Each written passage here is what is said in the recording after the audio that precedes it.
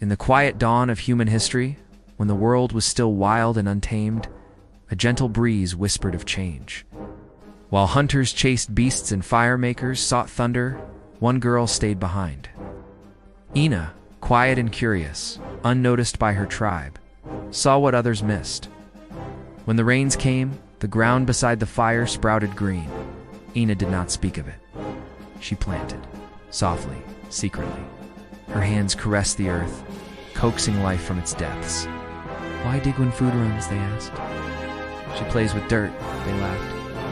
But Ina kept planting, and the seeds ... kept rising. As seasons turned, the tribe's restless feet began to slow. They found themselves lingering, watching the land with newfound curiosity. Ina's garden grew, a quiet miracle unfolding beneath their gaze. She did not chase life ... She grew it. The sun stayed too long, and the animals vanished. Bellies emptied, and voices weakened.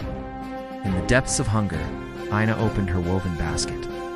Grains, roots, leaves, life grown, not hunted. No child died. They watched her garden grow again, wonder blooming in their eyes. And for the first time, ... the tribe stayed. They built shelters and dug wells, not because they had to, but because they could. All from a girl ... and a seed. A single seed that bent the path of history. In the soft light of dawn, Ina's hands moved with purpose, scattering hope across the soil.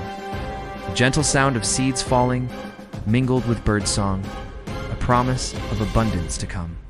As she worked, the tribe watched from afar, their curiosity growing with each passing day. Time flowed like a river, carving new paths through the landscape of their lives. The nomads became settlers, their roots growing as deep as Ina's crops. Children who once knew only the chase now learned the patient art of cultivation. When drought came and the land grew parched, Ina's garden stood as an oasis of green. She moved among the hungry, offering nourishment from her harvest. In the eyes of the children she fed, a new world took root, one where hunger could be tamed by human hands. The tribe's elders, once skeptical, now sought Ina's wisdom. They marveled at how she read the whispers of the wind and the secrets of the soil. A quiet strength had transformed their world, one seed at a time. As the seasons cycled, Ina's legacy grew beyond her small plot. Other hands joined hers in tending the earth. The sound of laughter and song replaced the tension of the hunt. They had found a new way to dance with nature, to coax abundance from the ground beneath their feet. In the cool of the evening, as the sun painted the sky in hues of amber and rose, Ina stood at the edge of her flourishing fields. She watched as her people gathered the day's harvest, their baskets heavy with the fruits of their labor. A smile touched her lips, for she knew that this was just the beginning. The wind rustled through the crops, carrying the promise of future harvests. Ina closed her eyes, feeling the pulse of life beneath her feet. She had not set out to change the world, yet with each seed she planted, she had sown the future of humanity. As night fell, the tribe gathered around the fire, sharing stories of the day's work. Ina sat quietly, her hands still bearing the soil of her beloved garden. She listened to the plans for new fields, new crops, new ways of living with the land. In the flickering firelight, Ina saw the faces of generations yet to come. Farmers, builders, dreamers.